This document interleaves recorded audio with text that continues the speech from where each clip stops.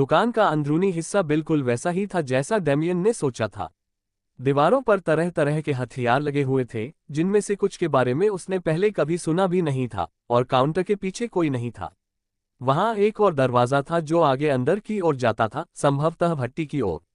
Damien counter तक गया और वहां लगी घंटी बजाए, इस उम्मीद में कि शायद कोई जवाब दे। इंतजार करते हुए उसने दीवारों पर टंगे हथियारों को देखने का फैसला किया। तलवारों की ओर बढ़ते हुए डेमियन ने कुछ तलवारें उठाईं और उन्हें आजमाया, लेकिन उसे उनमें से किसी से भी अच्छा अनुभव नहीं हुआ। उनकी युद्ध शैली के लिए चौड़ी तलवारें बहुत भारी थीं, जबकि सामान्य दोधारी तलवारें उन्हें पसंद नहीं थीं। वे कटाना जैसी कोई तलवार चाहते थे, लेकिन बिल्कुल वैसी नहीं। कुछ ऐसी तलवार जिसके बारे में उन्होंने डॉन्स बैलार्ड नाम से पढ़ा था, लेकिन उससे लंबी। डेमियन दुकान में घूम रहा था और बीच बीच में तलवार से एक दो वार कर रहा था, तभी पीछे से एक हट्टा कट्टा आदमी बाहर आया। अरे बच्चे, अगर कुछ खरीदने का मन नहीं था तो घंटी क्यों बजाए?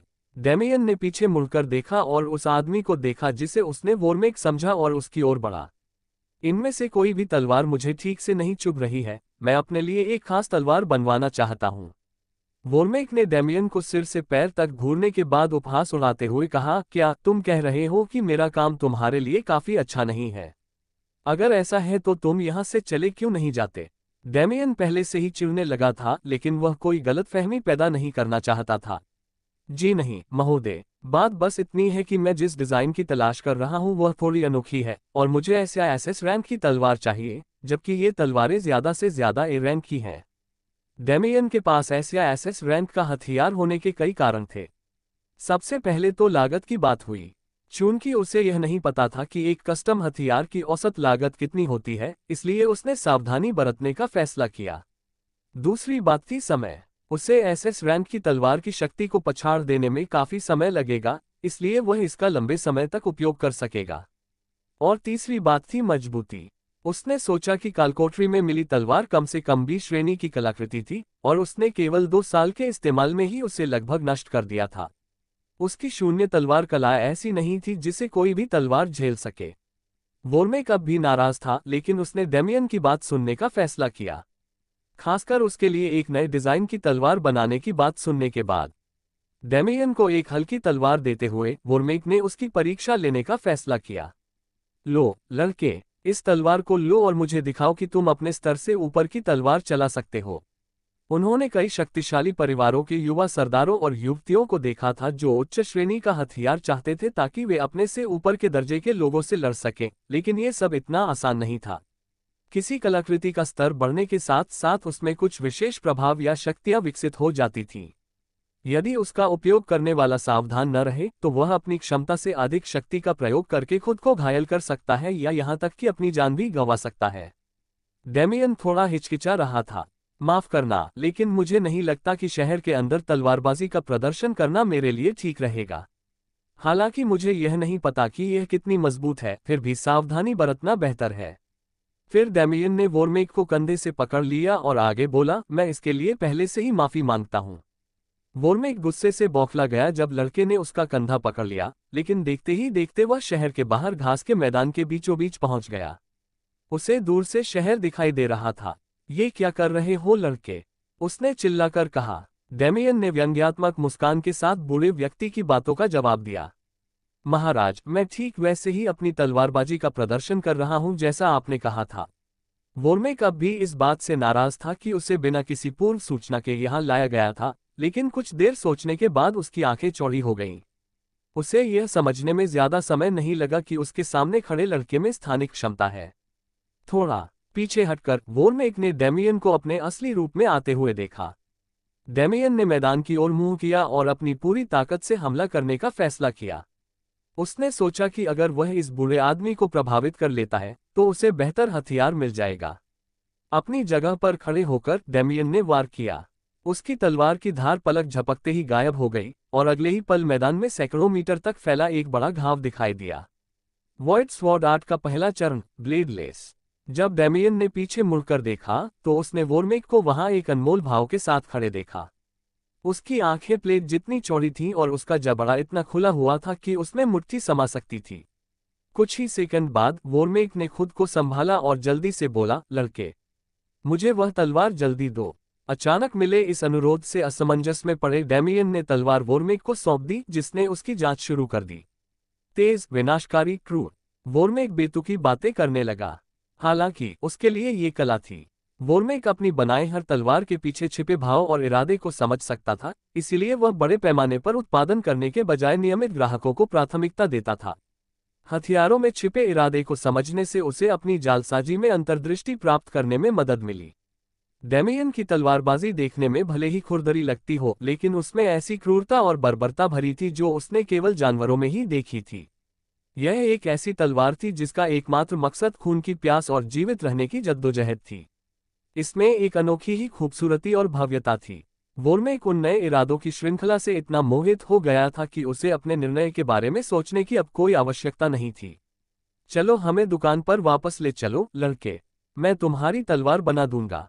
डेमियन ने मुस्कुराते हुए एक बार फिर वोर्मेक का कंधा पकड़ा और उन्हें दुकान की ओर वापस ले गया। फिर उसने लोहार के साथ अपनी तलवार के डिजाइन और मनचाही सामग्री पर चर्चा करते हुए लगभग 1 घंटा बिताया और अंत में चेहरे पर और भी अधिक चमकती मुस्कान के साथ दुकान से निकल गया।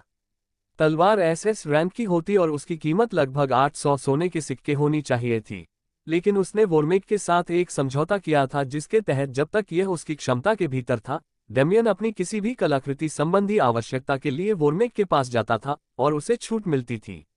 हालांकि इसमें उसका लगभग सारा पैसा खर्च हो गया, लेकिन डेमियन को इसकी कोई चिंता नहीं थी। वह अपने सराय के कमरे में वापस चला गया और अपनी नई तलवार के तैयार होने और अपने पहले मिशन के शुरू होने के लिए 1 सप्ताह तक इंतजार करने लगा। डेमियन को वह तलवार भी रखने को मिली जिसका इस्तेमाल उसने अपने प्रदर्शन के लिए किया था, इसलिए ज़ारा तकिए का इस्तेमाल करते हुए कुछ घंटों के आराम के बाद वह सीधे प्रशिक्षण के लिए मैदानों में वापस चला गया। डेमियन अब अपनी तलवारबाजी कला के तीसरे चरण का अभ्यास कर रहा था। उसे इसका मोटा मोटा अंदाजा तो काफी समय से था, लेकिन अपनी पुरानी तलवार की हालत की वजह से वह इसे अमल में नहीं ला पाया था। यह एक क्षेत्र प्रभाव प्रकार की तलवारबाजी होगी, इसलिए इसके लिए अधिक मजबूती की आवश्यकता थी। जब डेमियन अपना पूरा सप्ताह अभ्यास में बिता रहा था, तब पर्दे के पीछे कई घटनाएं घट रही थीं। तारांकन तारांकन तारांकन। एपेरॉन में कहीं एक गुप्त ठिकाने के अंदर एक विशेष संगठन अपनी योजनाएं बना रहा था। काले वस्त्रधारी एक व्यक्ति ने कहा, नेता, हमारा लक्ष्य 1 सप्ताह में राजधानी लौटने के लिए रवाना होगा। शायद उन्हें पकड़ने का ये हमारा आखिरी मौका हो। सिंहासन पर बैठा अधेड़ उम्र का नेता चिंतन में डूब गया। वे कई महीनों से अपने लक्ष्य को पकड़ने की कोशिश कर रहे थे, लेकिन कोई सफलता नहीं मिली थी। उनके चारों ओर हमेशा पहरेदार रहते थे और वे स्वयं भी बलवान थे, जिससे उनके लिए आगे बढ़ना मुश्किल हो जाता था। नेता अपने उच्च अधिकारियों में से किसी को भी भेजना नहीं चाहता था, लेकिन कमजोर सदस्य काम नहीं आने वाले थे। उसे यह बात स्वीकार करनी ही पड़ी। ठीक है, उसने अंत में कहा, द्वितीय श्रेणी के सदस्यों की एक टीम भेजो और एड्रियन को उनका नेतृत्व करने दो। देखते हैं कि लक्ष्य तृतीय श्रेणी के सदस्य से कैसे बचने की कोशिश करता है। काले वस्त्रधारी लोग झुककर कमरे से चले गए। नेता ने भविष्य का संकेत पाने की कोशिश में आकाश में टकटकी लगाई, लेकिन उसके पास ऐसी कोई शक्ति नहीं थी। यह अशुभ आभा जो भी हो, मुझे उम्मीद है कि एड्रियन इसे संभालने में सक्षम होगा। इस बार कुछ भी गलत नहीं होना चाहिए। समय का पहिया घूमता रहा, कई लोग अपने अपने एजेंडे के साथ आगे बढ़ते रहे और 1 सप्ताह बीत गया। डेमियन आखिरकार अपने लक्ष्यों की ओर कुछ प्रगति करने के लिए तैयार था। मिशन 3 घंटे में शुरू होने वाला था, इसलिए डेमियन के पास अभी भी थोड़ा समय था। स्वाभाविक रूप से उसने इसे बिताने की योजना बना रखी थी। वह पहले ही अपनी नई तलवार लेने के लिए वोर्मेक की दुकान की ओर निकल पड़ा था। उसकी उत्सुकता चरम पर थी। केवल 1 सप्ताह तक अपनी तलवारबाजी कला के तीसरे चरण का अभ्यास करने से ही उसके द्वारा उधार ली गई ए श्रेणी की तलवार की धार कुंद होने लगी थी। वह ये भी जानता था कि उसे मिलने वाली एसएस रैंक की तलवार में एक विशेष प्रभाव होगा। उसकी खुशी स्वाभाविक ही थी। ये स्थिति उसके लिए मानो किसी गेम का आइटम मिलने जैसी थी, बस असल जिंदगी में। समय बर्बाद करने के चक्कर में डेमियन इस बार दुकान की ओर पैदल ही चल पड़ा और जल्द ही अपनी मंजिल पर पहुंच गया। अंदर घुसते ही उसे पिछली बार की तरह ही धुएं और पिघली हुई धातु की गंध मिली। हालांकि इस बार डेमियन बिना किसी औपचारिकता के सीधे पिछले कमरे में चला गया। वोर्मेक ने उसे यही करने के लिए कहा था, क्योंकि वह अपने नियमित ग्राहकों के साथ इसी तरह व्यवहार करता था। डेमियन ने तुरंत वोर्मेक को अपनी भट्टी पर बैठे देखा। वह एक म्यान में रखी तलवार को ध्यान से देख रहा था जो कटाना जैसी लग रही थी। डेमियन दौड़कर उसके पास गया और वर्मेक का ध्यान अपनी ओर आकर्षित किया। आखिरकार तुम आ ही गए, लड़के, उसने डेमियन की ओर देखते हुए कहा। पहले मुझे वह तलवार लौटा दो जो तुमने उधार ली थी। चलो कुछ लेन देन कर लेते हैं। डेमियन ने तुरंत थोड़ी कुंद तलवार निकाली और उसे लोहार से बदल लिया, जिसने उसे वही म्यान में रखी तलवार सौंप दी जिसे वह पहले घूर रहा था। जब डेमियन ने पहली बार उसे छुआ तो उसे तुरंत एक जुड़ाव महसूस हुआ। ऐसा लगा जैसे तलवार उसके पूरे अस्तित्व से जुड़ गई हो, उसकी इच्छाओं के साथ एक हो गई हो। कांपते हाथों से डेमियन ने उसे म्यान से बाहर निकाला। यह एक धारदार तलवार थी जिसका हैंडल छोटा था। पूरी तलवार ब्लेड से लेकर हैंडल तक काली थी, जबकि ब्लेड की सतह पर बैंगनी रंग की सर्पिलाकार आकृतियां बनी हुई थीं। जब वह ब्लेड को निहार रहा था तभी उसके सामने एक सिस्टम विंडो खुल गई। भक्षक, एक कुशल लोहार द्वारा बनाई गई ये तलवार इसके धारक के गुणों को समाहित करती है। ये क्रूर और भयंकर है, लेकिन इसमें एक विशिष्ट प्रकार की भव्यता भी है। इस तलवार का एकमात्र उद्देश्य अपने शत्रुओं को भस्म करना था।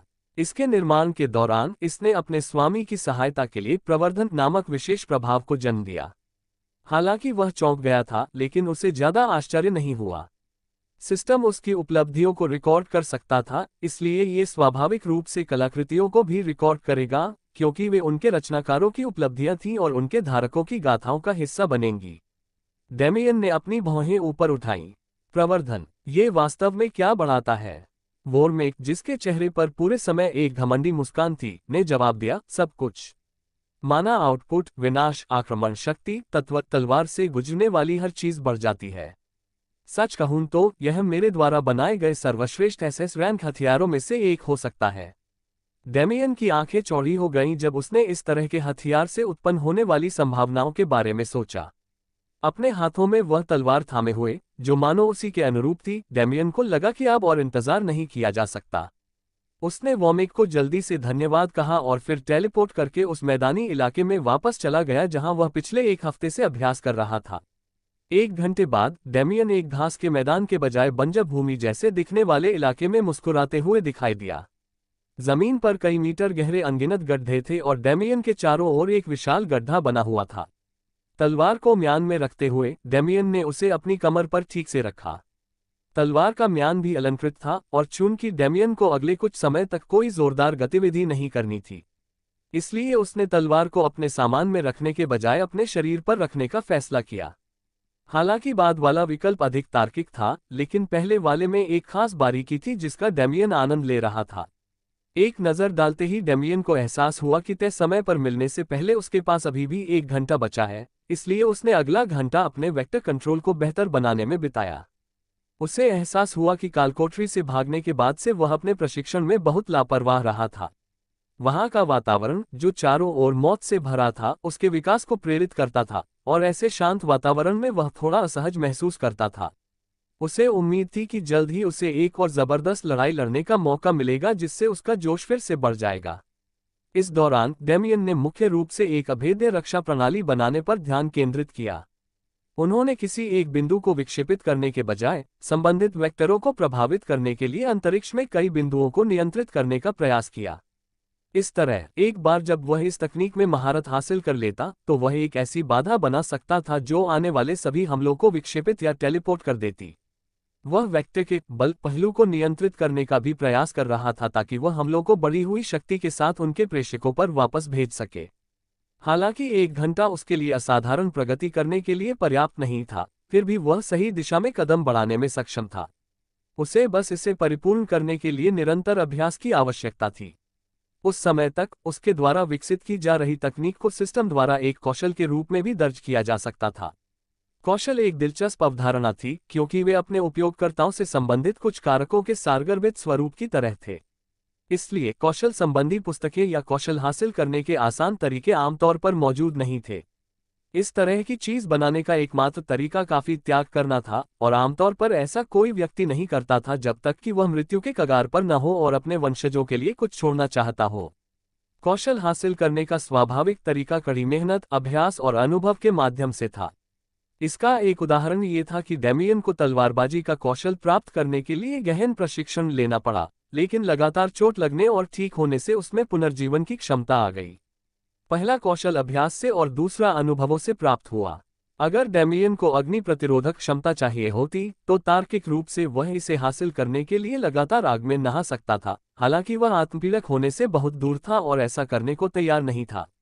वेक्टर नियंत्रण में निपुणता हासिल करने से उसे कौन सा कौशल मिलेगा, इस बारे में सोचते हुए डेमियन बैठक स्थल पर पहुंचा। उसने देखा कि वहां पहले से ही 5 पुरुषों और महिलाओं का एक समूह इंतजार कर रहा था और वह तुरंत उनके साथ शामिल हो गया। उन्होंने जल्दी से अपना परिचय दिया, लेकिन डेमियन को उनके नाम याद रखने की उतनी परवाह नहीं थी। उसे शक था कि इस खोज के बाद वह उनसे दोबारा कभी मिल पाएगा। आधे घंटे और इंतजार करने के बाद उनके सामने एक घोड़ागाड़ी आकर रुकी। बाहर से देखने पर वह बिल्कुल सामान्य लग रही थी, लेकिन किसी कारणवश उसमें एक शाही आभा थी। दरवाजा खुला और एक युवती बाहर निकली। उसके लंबे काले बाल और भूरी आंखें थीं, चेहरा अपेक्षाकृत साधारण था और उसके व्यक्तित्व से आभास होता था कि वह कमजोर नहीं थी। लेकिन डेमियन जरा भी धोखा नहीं खाया।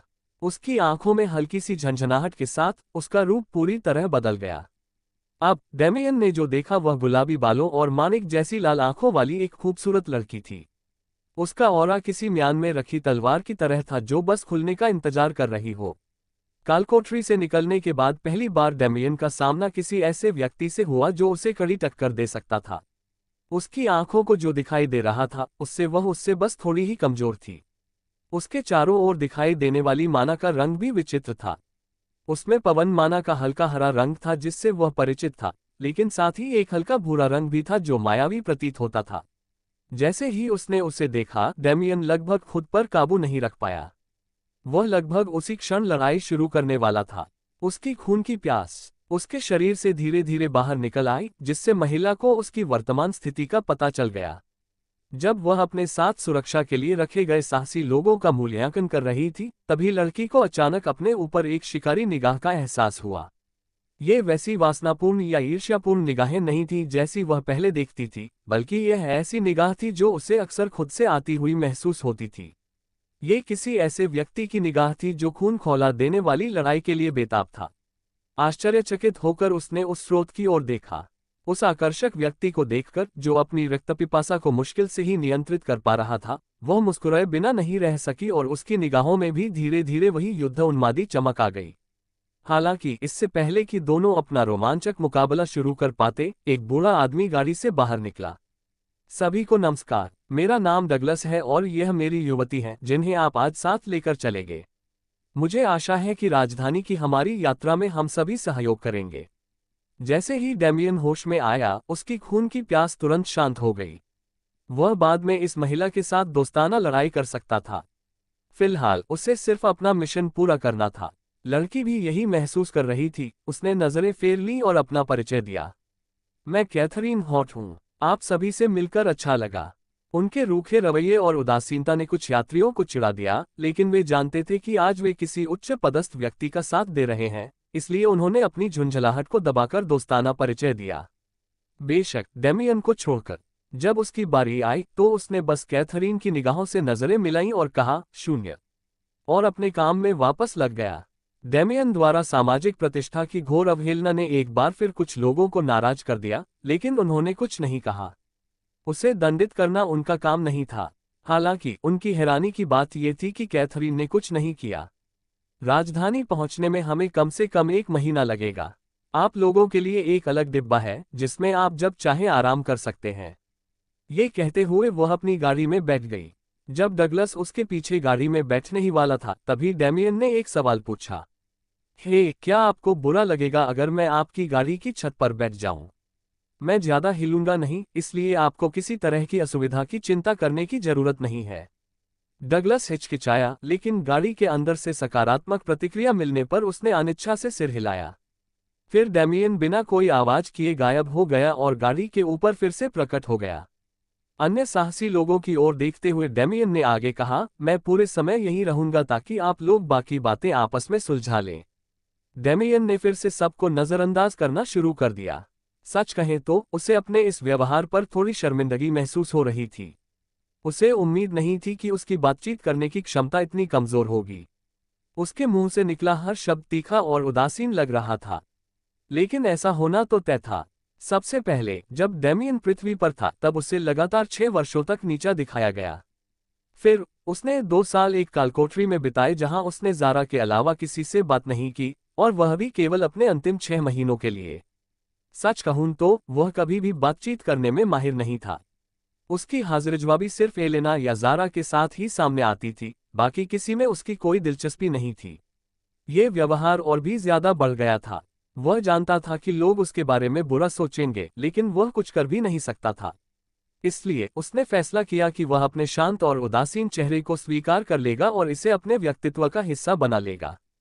उसके कई पसंदीदा किरदार शांत और उदासीन थे, और उनकी नकल करना ही अपने व्यक्तित्व को विकसित करने का एकमात्र तरीका था जो उसे पता था। उनकी यात्रा का पहला सप्ताह तेजी से बीत गया। इस दौरान कोई बड़ी बाधा नहीं आई। कभी कभार डाकुओं के गिरोह गाड़ी पर हमला करते थे, लेकिन वे कुछ नहीं कर पाते थे। गाड़ी में 2 द्वितीय श्रेणी के लोग सवार थे और 10 अन्य द्वितीय श्रेणी के लोग उसकी सुरक्षा कर रहे थे। डेमियन समेत केवल 5 साहसी लोग थे, लेकिन वह कुछ और ही जानता था।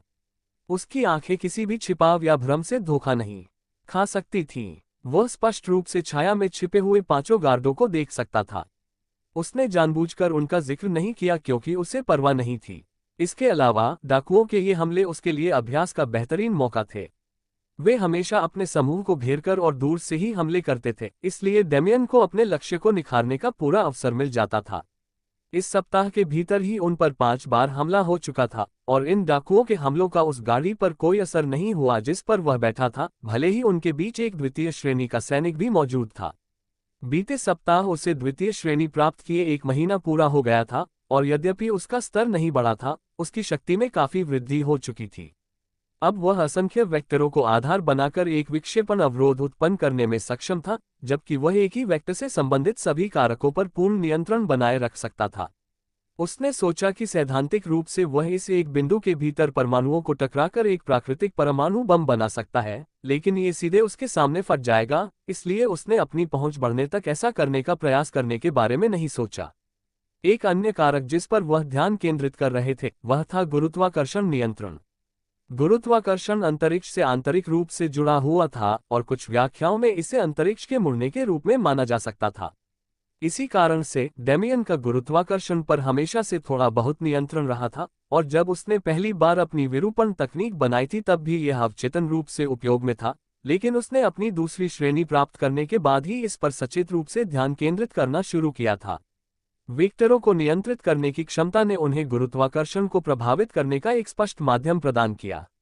अपनी खोज शुरू करने के 10वें दिन डेमियन गाड़ी की छत पर आराम से लेटा हुआ ज़ारा से बातें कर रहा था, जो काफी समय से उसकी परछाई से बाहर नहीं निकली थी।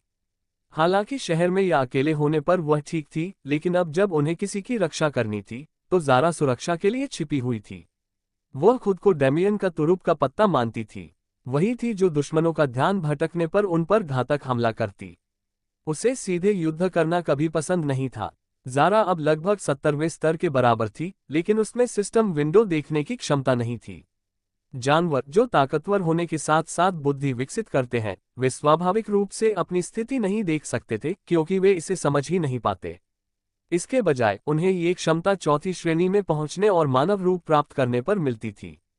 इससे पहले जानवरों को सहज रूप से अपनी शक्ति और कौशल का ज्ञान होता था। चूंकि वे स्वाभाविक रूप से समान स्तर पर अधिकांश मानव प्रजातियों की तुलना में अधिक शक्तिशाली होते थे, इसलिए यह एक प्रकार का संतुलन तंत्र था। हालांकि सिस्टम को न देखने से उनकी बुद्धि के विकास पर कोई प्रतिकूल प्रभाव नहीं पड़ा, और ज़ारा जैसा एक जानवर जिसका एक इंसान के साथ मानसिक संबंध था और जो स्वाभाविक रूप से बुद्धिमान भी था, वह बेहद तेजी से विकसित हुआ। उनके बीच के संपर्क के माध्यम से वह जो भावनाएं व्यक्त कर रही थी वे धीरे धीरे पूर्ण विचारों में तब्दील होती जा रही थी, और ऐसा लग रहा था कि वह बोलना सीखने से ज्यादा दूर नहीं थी। डेमियन स्वाभाविक रूप से इस संभावना से उत्साहित था। ज़ारा उसकी सबसे अच्छी दोस्त जैसी थी, भला वह उसके लिए उत्साहित क्यों न होता कि उसे और अधिक स्पष्ट रूप से संवाद करने की क्षमता मिल जाए। उसने सोचा कि उसे जल्दी से उसे तीसरी कक्षा तक पहुंचाने में मदद करनी चाहिए, क्योंकि तब तक वह अपना लक्ष्य प्राप्त कर लेगी।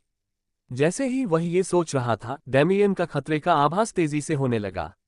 बिना कुछ सोचे समझे उसने गाड़ी को कसकर पकड़ लिया और पूरे 1 किलोमीटर पीछे की ओर टेलीपोर्ट हो गया। गाड़ी के अंदर बैठे दोनों लोग कंपन और तेज गति को महसूस करते हुए तुरंत बाहर आ गए।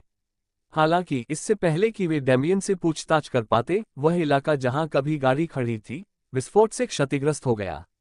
धूल उड़ने लगी, जमीन फट गई और कांपने लगी, और आसमान में एक विशाल मशरूम के आकार का बादल उठ खड़ा हुआ। तबाही के केंद्र में एक अकेला आदमी खड़ा था। उसकी लंबाई लगभग 1.8 मीटर थी और वह पूरी तरह से काले चोगे से ढका हुआ था, सिवाय उसके चेहरे के जो काले सींगों वाले मुखौटे से ढका हुआ था। जंगल से काले वस्त्र पहने 30 आकृतियां प्रकट हुईं। उनमें और उस आदमी में केवल यही अंतर था कि उनके मुखौटों पर सींग नहीं थे। उस व्यक्ति की शक्तिशाली आभा को महसूस करते हुए साहसी लोगों में से एक घबराकर चिल्लाया, तीसरे दर्जे का। वह व्यक्ति असल में एड्रियन था, जिसे उस रहस्यमयी संगठन ने भेजा था। उसके आसपास के सभी चमचे भी घटिया दर्जे के थे। तो फिर उसने उन्मादी मुस्कान के साथ कहा, हम उस युवती को आपसे छीन लेंगे। डेमियन पहले से ही युद्ध के लिए तैयार था। अगर कैथरीन इस दुनिया में पहली ऐसी इंसान थी जिससे वह मिला और जो उसे कड़ी टक्कर दे सकती थी, तो उसके सामने खड़ा आदमी पहला ऐसा इंसान था जो उसे धमकी दे सकता था। युद्ध क्षेत्र के अग्रभाग में टेलीपोर्ट करते हुए डेमियन ने अपने साथियों से बात की। तुम 11 लोग द्वितीय श्रेणी के सैनिकों का सामना करो। सुश्री हॉट, इस सैनिक से निपटने में मेरी मदद करो। जबकि अन्य साहसी लोग डेमियन द्वारा बताए गए आंकड़ों में अंतर को लेकर असमंजस में थे, कैथरीन और डगलस असमंजस में नहीं थे।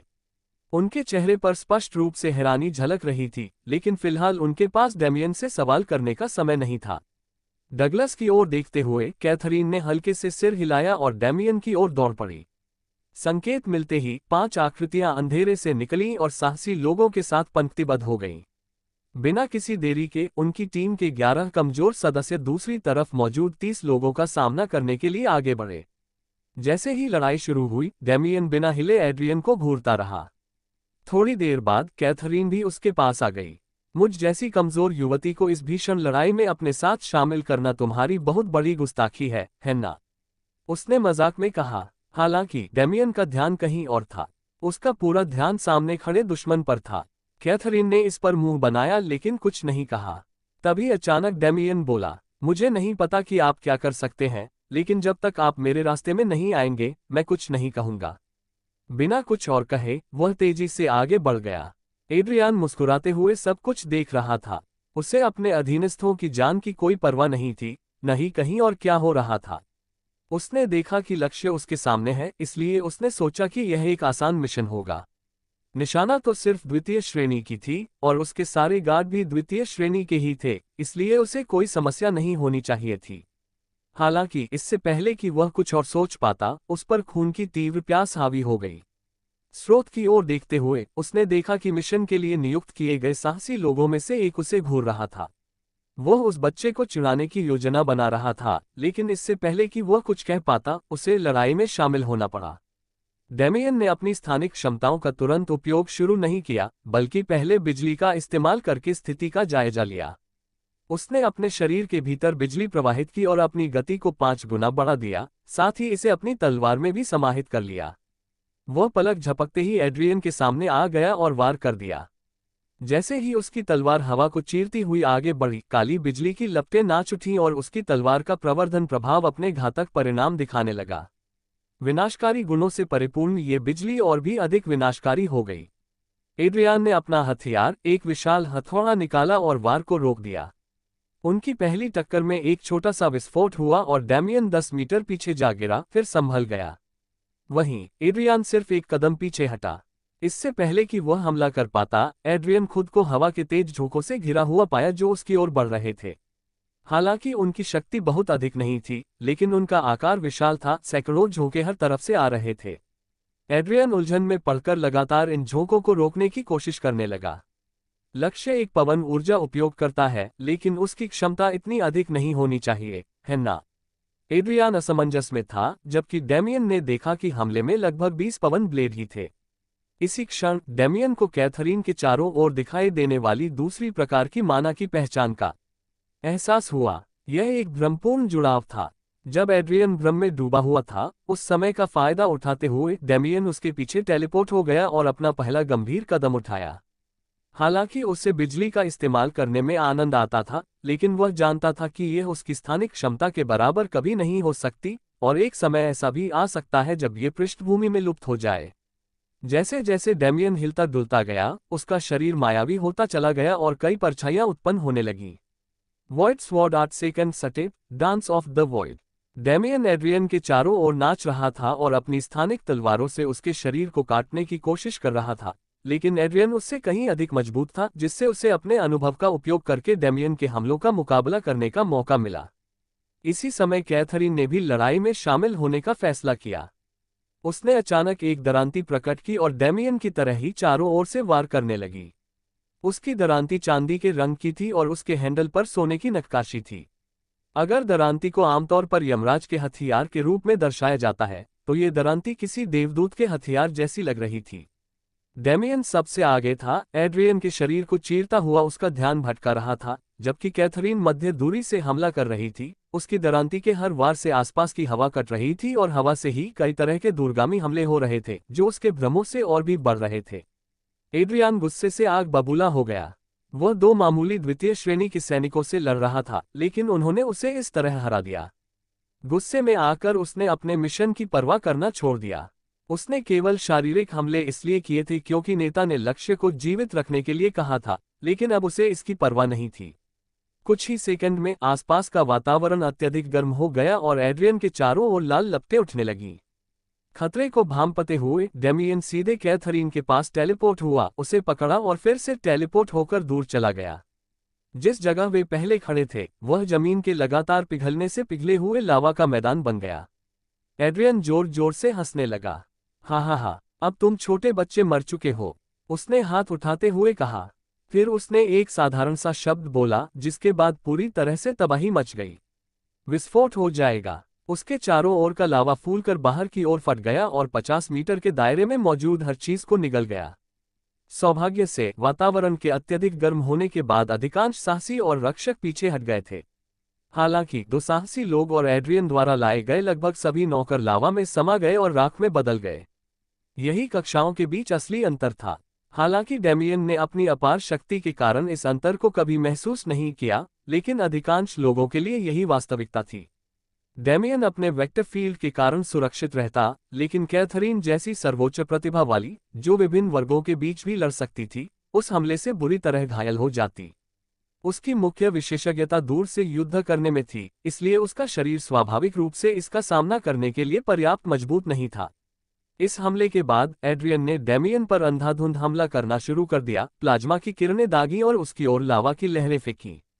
डेमियन ने जितना हो सके बचने के लिए अपनी टेलीपोर्टेशन शक्ति का इस्तेमाल किया, लेकिन हमले इतने व्यापक थे कि उसे चकमा देने की तुलना में हमलों को मोड़ने में अधिक समय लगा। डेमियन ने कैथरीन को भी अपनी बाहों में पकड़ रखा था, इसलिए उसे चोट से बचना मुश्किल हो रहा था। आखिरकार उसके शरीर पर जलने के निशान पड़ने लगे। उसकी त्वचा गलने लगी, लेकिन उतनी ही तेजी से फिर से बन गई, और डेमियन लगातार हमलों से बचता रहा। वह हमला करने के लिए सही अवसर की तलाश में था, लेकिन एड्रियन उसे फायदा उठाने के लिए कोई मौका नहीं दे रहा था। डेमियन को एक विचार आया और उसने कैथरीन की ओर मुड़कर कहा, क्या तुम अपने मायाजाल का इस्तेमाल करके उसे यह सोचने पर मजबूर कर सकती हो कि उसने मुझे सफलतापूर्वक मार दिया है? डेमियन की मजबूत बाहों में होने के कारण कैथरीन के चेहरे पर हल्की सी शर्मिंदगी झलक रही थी, लेकिन यह एक अवचेतन प्रतिक्रिया थी। उसका पूरा ध्यान सामने चल रही लड़ाई पर केंद्रित था। अपने ऊपर पूछे गए सवाल को सुनकर कैथरीन ने जवाब देने से पहले एक पल सोचा। मैं कर सकती हूँ, लेकिन उसकी मौजूदा हालत में मैं उसे ज्यादा से ज्यादा 3 सेकंड के लिए ही बेवकूफ बना पाऊंगी। डेमियन की आंखें चमक उठी। 3 सेकंड काफी हैं। उसने तुरंत ज़ारा से संपर्क किया। तुम्हें पता है क्या करना है? कैथरीन तुरंत काम पर लग गई और एक जटिल मायाजाल बुनने लगी, जिसे वह एड्रियन के हमलों का सामना कर रहे डेमियन पर इस्तेमाल करने वाली थी। 5 मिनट के भीतर वह तैयार हो गई और डेमियन को इशारा करने के बाद उसने अपना मायाजाल रच दिया। एड्रियन लगातार डेमियन को देख रहा था क्योंकि वह उसके हमलों से बच रहा था, और उसने देखा कि डेमियन को कुछ बार चोट लगी थी, लेकिन वह इतनी तेजी से टेलीपोर्ट हो गया कि एड्रियन उसे हुए नुकसान की मात्रा नहीं देख पाया। हालांकि अगली बार जब डेमियन प्रकट हुआ, तो उसने ये देखा। उसके शरीर के कई हिस्से पिघल चुके थे और उसकी बाईं बाह में हड्डियां भी दिखाई दे रही थीं। ये देखकर एड्रियन ने लावा की एक विशाल लहर छोड़ी, इस उम्मीद में कि वह अपने सामने मौजूद दोनों चूहों को पूरी तरह से जलाकर राख कर देगा। कैथरीन के साथ योजना बनाने में व्यस्त डेमियन ने अचानक भय से ऊपर देखा। अगले ही पल दोनों राख में तब्दील हो गए। हालांकि एड्रियन को कुछ गड़बड़ महसूस हुई। समस्या को समझने से पहले ही डेमियन उसके सामने प्रकट हो गया और उसने अपनी तलवार से जमीन पर जोरदार प्रहार किया। प्रतिक्रिया करने का समय न मिलने के कारण एड्रियन केवल बुनियादी बचाव ही कर सका। हालांकि डेमियन की तलवार उसकी ओर नहीं थी। तलवार जमीन पर गिरी और उससे धूल का एक विशाल बादल उठा और फिर मानो वास्तविकता टूट गई हो। आकाश जमीन बन गया और जमीन दीवारें। नया आकाश अब एक काला अथाह गड्ढा बन गया था जो सब कुछ निगलने को तैयार प्रतीत होता था। जैसे ही आसपास का वातावरण कांच की तरह बिखरने लगा, हवा में कई दरारें पड़ गईं। अंतरिक्ष एक भंवर की तरह घूमने लगा और अपने आप में सिकुड़ने लगा, जिससे उसके भीतर की हर चीज टुकड़े टुकड़े हो गई। यही वह स्थिति थी जिसका सामना एड्रियन इस समय कर रहा था। मृत्यु को निकट आते देख एड्रियन ने अपनी सारी शक्ति का उपयोग करके अपने चारों ओर एक सुरक्षा कवच बना लिया, लेकिन वह कवच भी धीरे धीरे सिकुड़ रहा था। और फिर सब कुछ अंधेरा हो गया। कैथरीन द्वारा मायाजाल रचने के बाद डेमियन ने तुरंत उसे दूसरों के पास टेलीपोर्ट कर दिया और फिर हमला कर दिया। अब जब उसे कुछ पल का आराम मिल गया था, तो वह आखिरकार बिना किसी अतिरिक्त बोझ के लड़ सकता था। और यह जानते हुए कि वह एक तृतीय श्रेणी के प्रतिद्वंद्वी से लड़ रहा है, उसने अब तक विकसित की गई अपनी सबसे शक्तिशाली क्षमता का उपयोग करने का निर्णय लिया। वॉइड स्वॉर्ड आर्ट तीसरा चरण, स्थानिक पतन। डेमियन ने इसी क्षमता का इस्तेमाल किया था। अपनी तलवार को माध्यम बनाकर डेमियन अंतरिक्ष को अपने आप में मोड़ देता था और फिर वह स्थानिक स्थिरता के लिए जिम्मेदार वेक्टरों को काटकर आसपास के अंतरिक्ष को ध्वस्त कर देता था। ये क्षमता ऐसी नहीं थी जिसका इस्तेमाल वह किसी टीम या ज़ारा के साथ लड़ते समय कर सके, क्योंकि इसके दायरे में आने वाला कोई भी नहीं बच पाता था। यहाँ तक कि डेमियन को भी अपनी मौजूदा ताकत के साथ पूरी तरह से आश्वस्त नहीं था कि वह बिना किसी चोट के बच निकलेगा। इसी वजह से डेमियन ने अपनी क्षमता का इस्तेमाल करने के तुरंत बाद समूह के पास टेलीपोर्ट कर लिया। बाहर से देखने पर नजारा उतना ही उलझन भरा था जितना एड्रियन के लिए था। अंतरिक्ष मानो घूमने लगा और उसके भीतर सब कुछ विकृत होने लगा। पेड़ इंद्रधनुष की तरह झुक गए और जमीन समुद्र की लहरों की तरह फूलकर बहने लगी। आकाश अथाह गहराई में नहीं बदला, बल्कि कांच की तरह चटकने और गिरने लगा। इन सब के बीच समूह को धुंधली सी एक आकृति दिखाई दी जो लाल ज्वाला की अभेद्य लहरों से ढकी हुई थी, लेकिन वह और उसका अवरोध भी मुड़ने और विकृत होने लगे। फिर जब विकृति अपने चरम पर पहुंची तो अंतरिक्ष अंदर ही अंदर ढह गया। यह उतना शोरगुल भरा या विनाशकारी नहीं था जितना कोई उम्मीद कर सकता था, बल्कि यह बिल्कुल शांत था। प्रभावित क्षेत्र में सब कुछ धूल में बदल गया था और केवल 15 मीटर गहरा गड्ढा ही बचा था। डेमियन ने अपने पीले चेहरे पर गर्व के साथ इस दृश्य को देखा।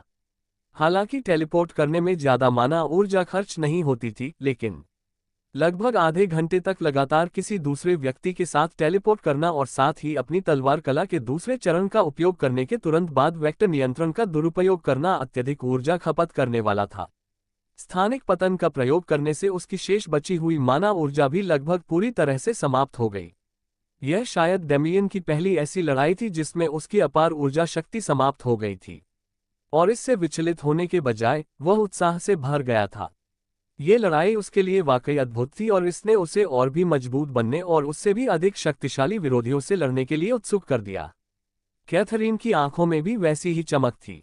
जाहिर है वह भी डेमियन की तरह ही युद्ध के लिए बेताब थी। हालांकि अगले ही पल दोनों के चेहरे सिकुड़ गए। उन्हें अभी तक कोई अनुभव प्राप्त नहीं हुआ था, जिसका मतलब था कि उस विनाश के बीच कहीं न कहीं एड्रियन अभी भी जीवित था। जैसा कि उम्मीद थी, गड्ढे का एक हिस्सा पिघलने लगा और एड्रियन बाहर खुले में आ गया। उसका आधा चेहरा मांस का एक शत विक्षत टुकड़ा बन चुका था और उसका पूरा बायां हिस्सा लगभग निष्क्रिय था। ऐसा लग रहा था मानो वह किसी भी क्षण मर जाएगा। खून की उल्टी करते हुए एड्रियन ने उन निम्न श्रेणी के प्राणियों के समूह को देखा जो आसानी से उसके हाथों मारे जा सकते थे। मौत के मुंह से वापस आने के अनुभव ने उसके गुस्से को शांत कर दिया था और वह जानता था कि वह इस मिशन में असफल रहा है। वह मुख्यालय वापस जाकर उनके नेता का सामना नहीं कर सकता था, क्योंकि वहां उसे निश्चित रूप से यातना दी जाती और शायद मार भी दिया जाता। इसलिए उसने एक तर्कसंगत निर्णय लिया। अगर उसे मरना ही था तो कम से कम वह सबको अपने साथ ले जाएगा। उसकी आंखें पागलपन से भर गईं और उसने अपनी ऊर्जा को घुमाना शुरू कर दिया।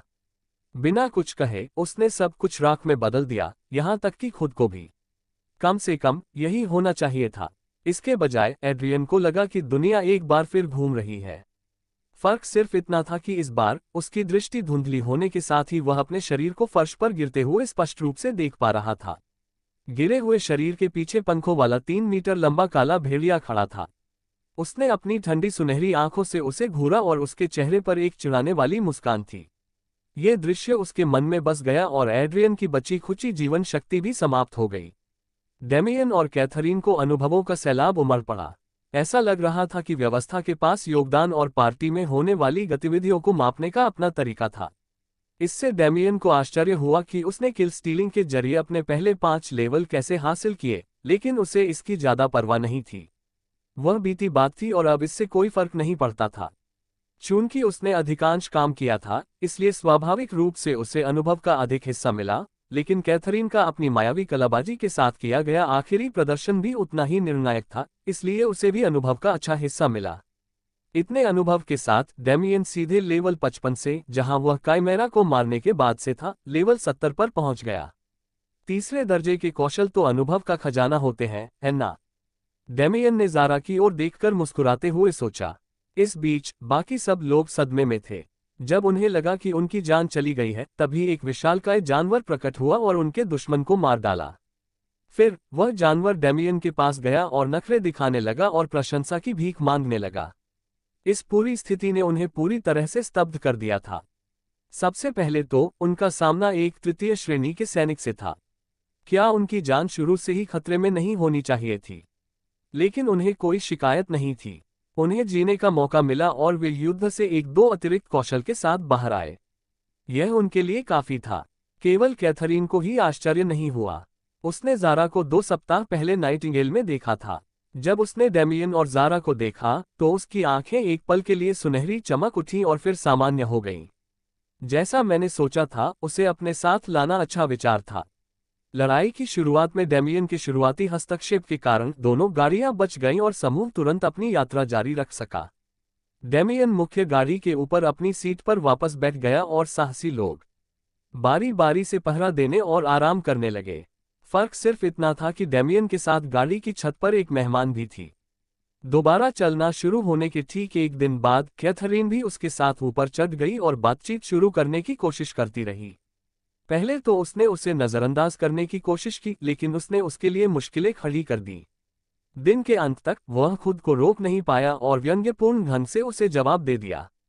उसे बेहद निराशा हुई, क्योंकि उसके व्यंग्य ने उससे बात करने की उसकी इच्छा को और भी बढ़ा दिया और वह अपनी किस्मत पर आह भरकर ही निराश हो गया। लेकिन समय बीतने के साथ डेमियन को एहसास हुआ कि वे दोनों काफी हद तक एक जैसे हैं, इसलिए उसने धीरे धीरे उसके सामने अपने दिल की बात कहना शुरू कर दिया। कैथरीन भी युद्ध की दीवानी थी। ये बात तो वह उनकी पहली मुलाकात से ही समझ गया था, लेकिन समानताएं यहीं खत्म नहीं हुई। वह भी साहसिक स्वभाव की थी और हालांकि यह सिर्फ एक अनुमान था, डेमियन को पूरा यकीन था कि उसकी आंखें भी उसी की तरह खास थीं। उनकी बातचीत के दौरान डेमियन को पता चला कि कैथरीन ने उसे और ज़ारा को नाइटिंगेल में देखा था और यह अनुमान लगाते हुए कि वह एक साहसी के रूप में पंजीकरण करेगा, उसने इस खोज को एक योग्यता मिशन के रूप में शुरू करने का फैसला किया। जब डेमियन ने यह सुना, तो उसके मन में केवल एक ही विचार आया। क्या वह शायद एक मूर्ख है? और अपने बेबाक स्वभाव के कारण डेमियन ने उससे सीधे ही पूछ लिया कि वह अपनी सुरक्षा से जुड़े एक मिशन के लिए किसी बिल्कुल अनजान व्यक्ति को क्यों नियुक्त करेगी। अनुभवी साहसी लोगों के पास कम से कम अपनी विश्वसनीयता साबित करने के लिए रिकॉर्ड तो होते हैं, लेकिन डेमियन तो पूरी तरह से अनजान था। यह एक ऐसी दुनिया थी जहां लोग ताकतवर बनने के लिए एक दूसरे को मार डालते थे। वास्तव में ताकतवर बनने का लगभग यही एकमात्र तरीका था। इसके अलावा पुरुष बेहद कामुक प्राणी थे। विशेषकर अलौकिक शक्ति प्राप्त करने के बाद ऐसे पुरुषों की कोई कमी नहीं थी जिन्होंने महिलाओं का फायदा उठाया और जघन्य कृत्य किए, केवल इसलिए कि उनके पास ऐसा करने की शक्ति थी। कैथरीन की प्रतिक्रिया के बारे में क्या?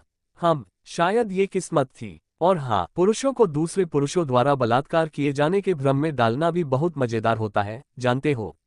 डेमियन सिहर उठा और उसने मन ही मन ठान लिया कि वह इस औरत को कभी नाराज नहीं करेगा।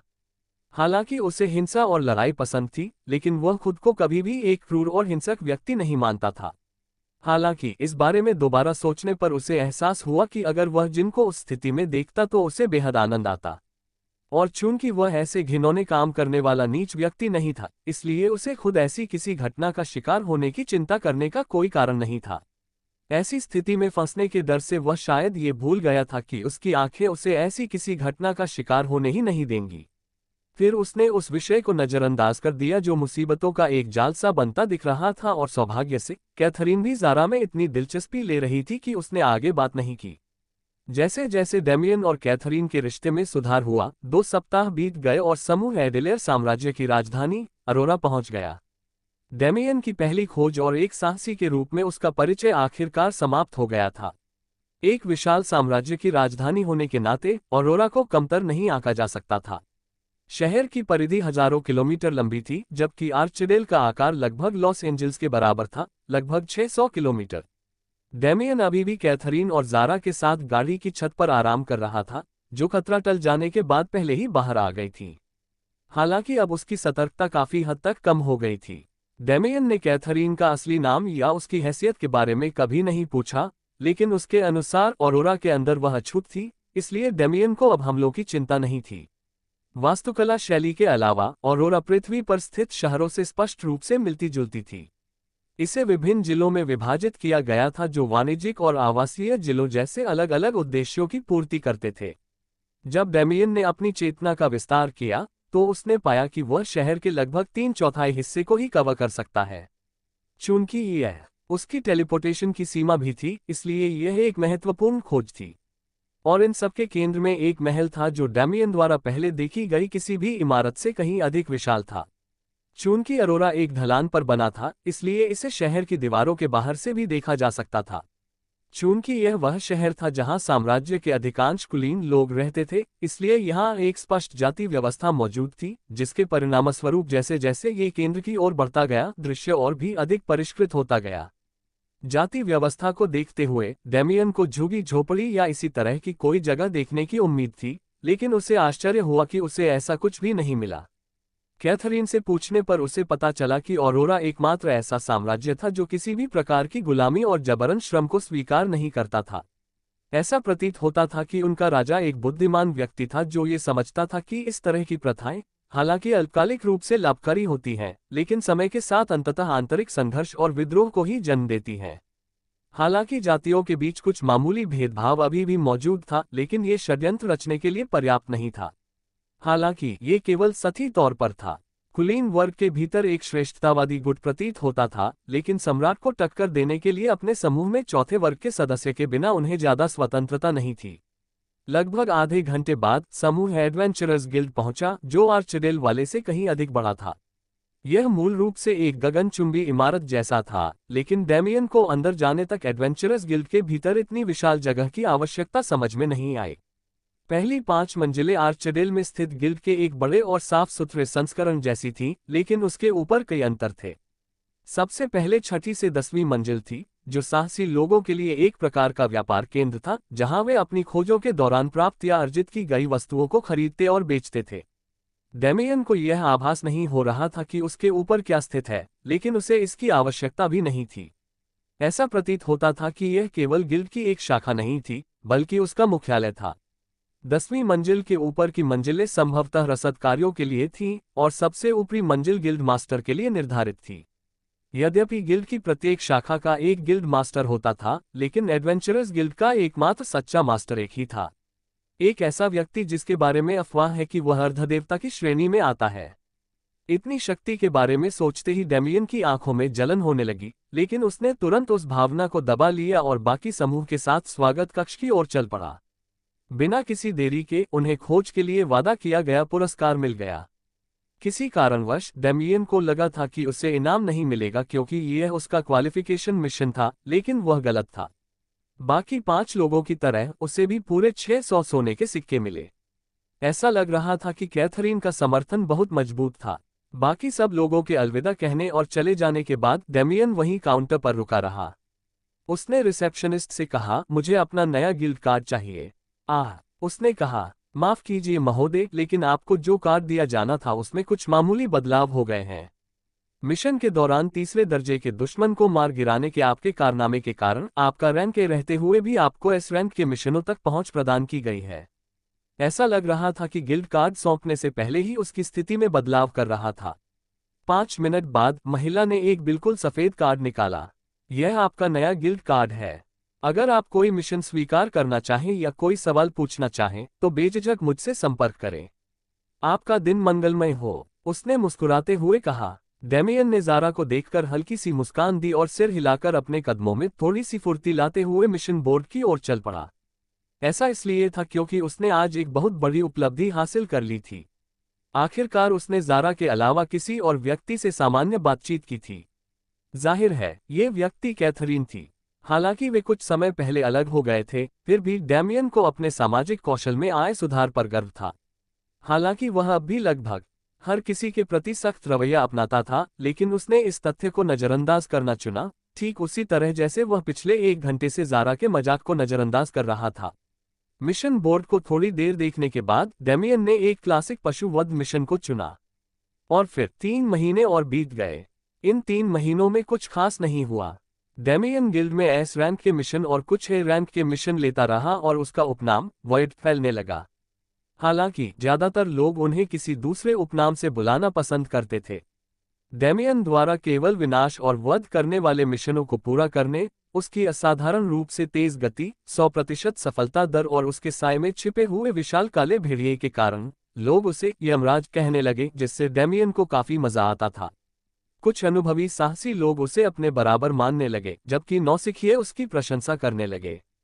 इसका कारण ये था कि उसके आगमन के साथ ही उसके अतीत के बारे में भी जानकारी मिली थी।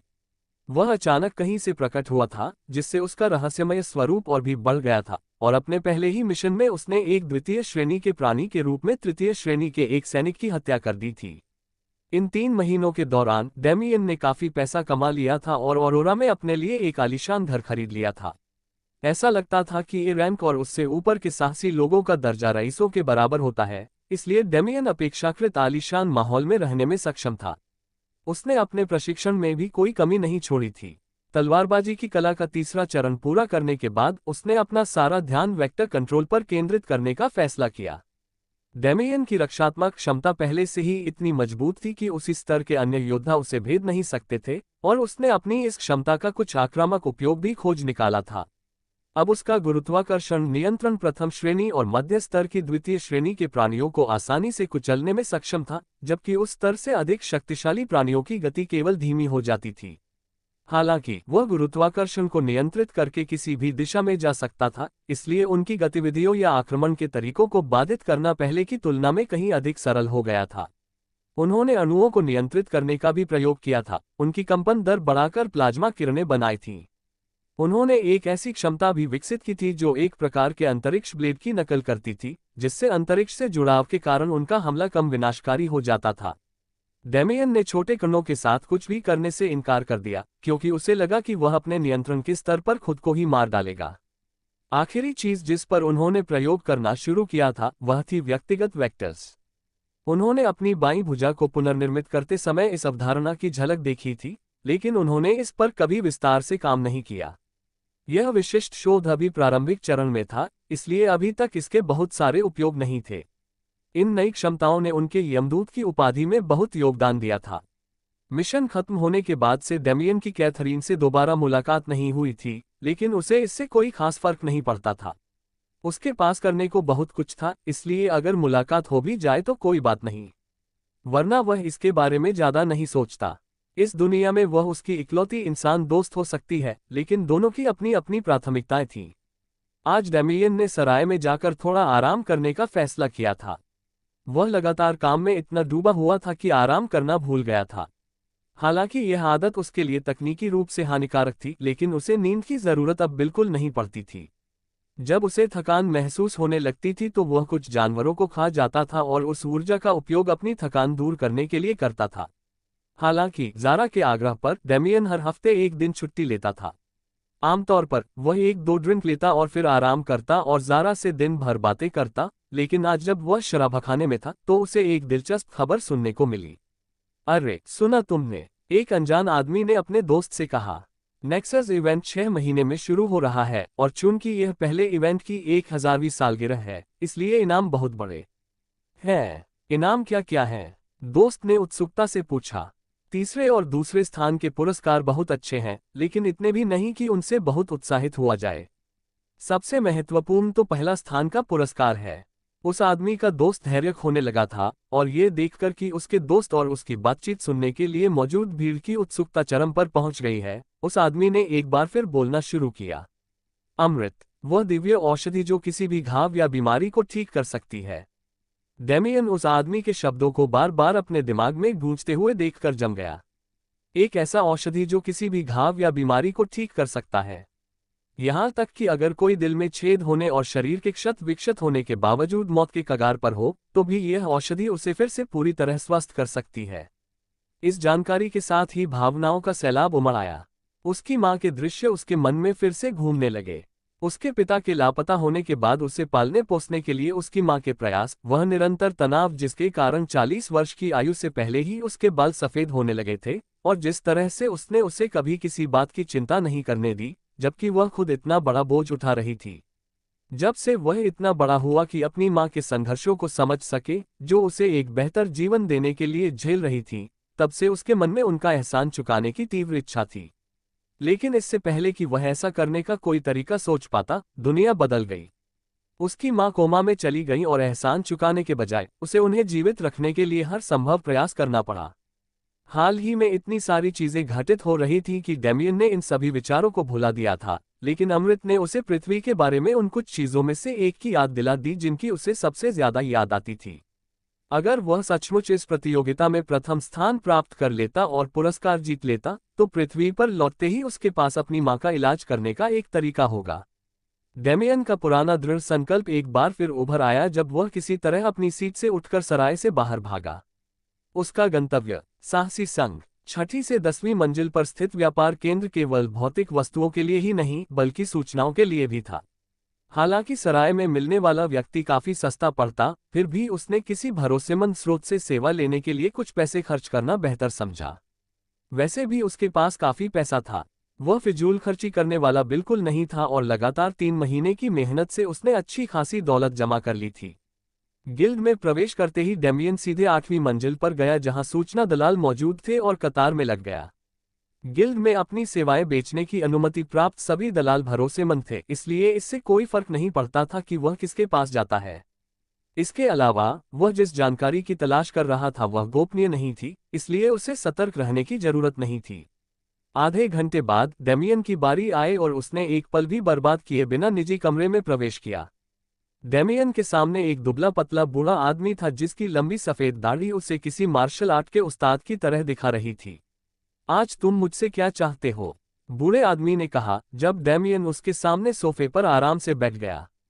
आगामी नेक्सस इवेंट के बारे में आपके पास जितनी भी जानकारी है मैं वह सब जानना चाहता हूं, सामान्य बातों से लेकर भाग लेने की आवश्यकताओं तक। डेमियन ने जवाब दिया, बहुत बढ़िया, ये 350 स्वर्ण पदक होगा। डेमियन ने कुछ सेकंड तक उस बूढ़े आदमी को घूरा, फिर सिर हिलाकर पैसों से भरी एक अंगूठी निकाली। ये सर्वविदित था कि यहाँ के दलाल बहुत अधिक कीमत वसूलते थे, इसलिए उसने कोई हंगामा नहीं किया। दूसरी बात, डेमियन को एहसास हुआ कि वह अनजाने में ही अपनी संपत्ति का दिखावा कर रहा था, इसलिए उसने बाहर जाकर 2 स्टोरेज रिंग खरीद ली। एक तो सिर्फ सजावट के लिए थी ताकि लोगों को लगे कि वह अपनी खुद की स्टोरेज क्षमता का इस्तेमाल नहीं कर रहा है, और दूसरी लेन देन के लिए थी। पैसे स्वीकार करते हुए बूढ़े व्यक्ति ने बोलना शुरू किया। 1000 साल पहले हुए महान युद्ध के बाद एपेरॉन पर रहने वाली विभिन्न जातियों ने फैसला किया कि उन्हें अपने संबंधों को मजबूत करना और अपने बंधनों को सुदृढ़ करना आवश्यक है, ताकि भविष्य में ऐसी ही स्थिति दोबारा उत्पन्न होने पर वे एक दूसरे का साथ दे सकें। डेमियन अचानक शुरू हुए इतिहास के पाठ से चौंक गया, मानो उसने किसी तरह का संदेह पैदा कर दिया हो, लेकिन उसने इसे नजरअंदाज कर दिया और सुनना जारी रखा। उन्होंने जिस समाधान पर सहमति जताई वह था नेक्सस इवेंट। हर 10 साल में दुनिया की सभी जातियों और साम्राज्यों की युवा पीढ़ी पुरस्कारों और अवसरों के लिए प्रतिस्पर्धा करती है।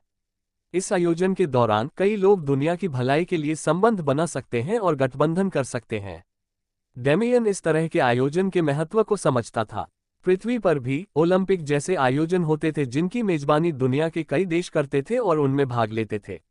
यद्यपि इस दुनिया में रहने वालों के बीच वर्चस्व के लिए अभी भी संघर्ष जारी है, लेकिन यह आयोजन बाहरी खतरों के खिलाफ उनकी एकता के वादे का प्रतीक है।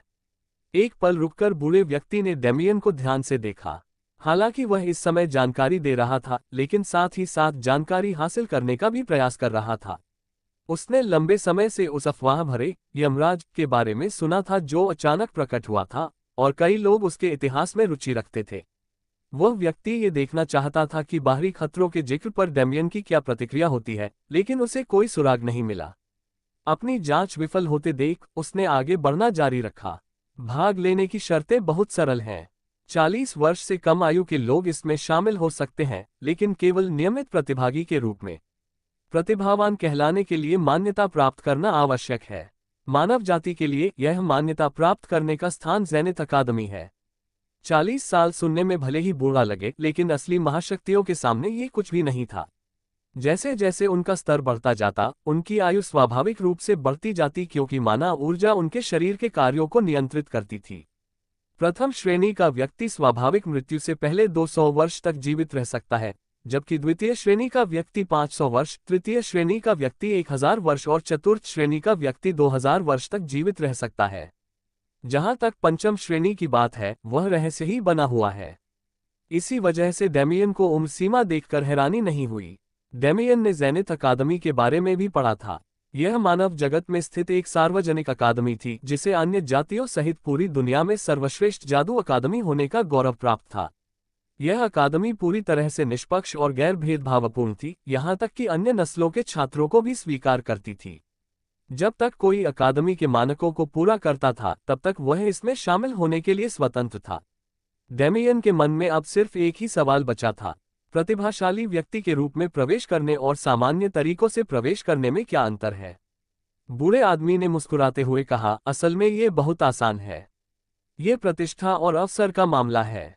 चाहे कोई प्रतिभाशाली हो या औसत, सभी एक साथ भाग लेंगे, लेकिन प्रतिभाशाली लोगों को प्राथमिकता मिलेगी और आयोजन के दौरान उन्हें बेहतर आवास दिया जाएगा।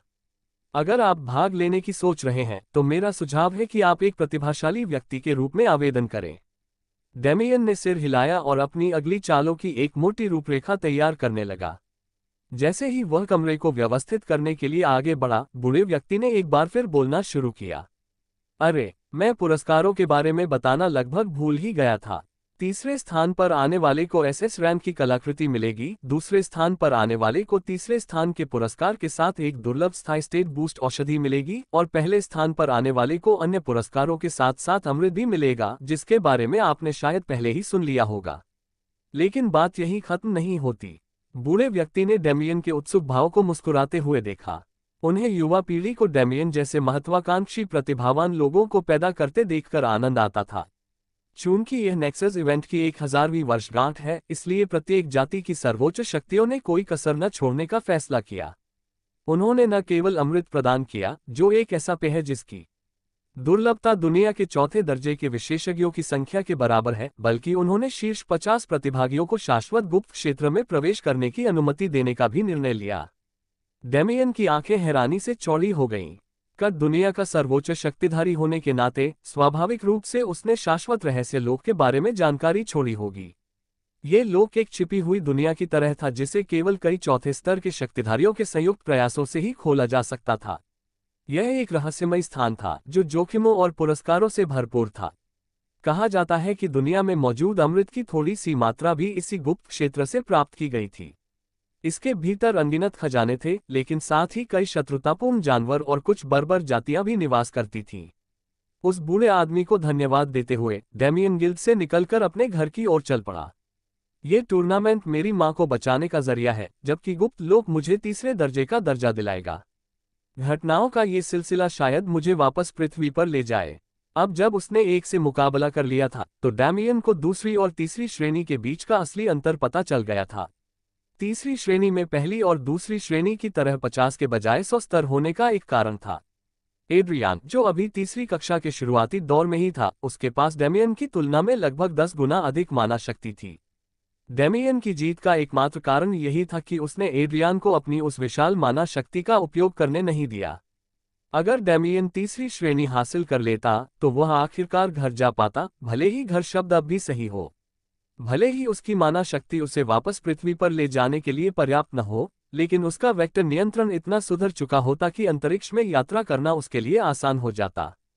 उसकी वार्प क्षमता उसे पृथ्वी तक नहीं ले जा सकी, लेकिन ये पूरी तरह से उसकी सीमित ऊर्जा क्षमता के कारण था। अपने प्रयासों के दौरान उसने पृथ्वी की सामान्य दिशा और दूरी का अनुमान लगा लिया था। यह ज्यादा दूर नहीं थी। अगर उसे अंतरिक्ष में यात्रा करने में सालों भी लग जाते तो वह कर लेता। उसका मुख्य लक्ष्य हमेशा वापस लौटना ही था। हालांकि उसके मन में ब्रह्मांड और उसमें समाहित असंख्य लोगों का अन्वेषण करने की तीव्र इच्छा थी, लेकिन ये तब तक प्रतीक्षा कर सकता था जब तक वह अपनी मां को ठीक नहीं कर लेता। डेमियन मुस्कुराया, ये सोचकर कि आखिरकार उसे आगे बढ़ने का रास्ता मिल गया है। खैर, ये थोड़ा घिसा पिटा है, लेकिन मुझे लगता है कि अब मेरे अपने अकादमी करियर की शुरुआत करने का समय आ गया है।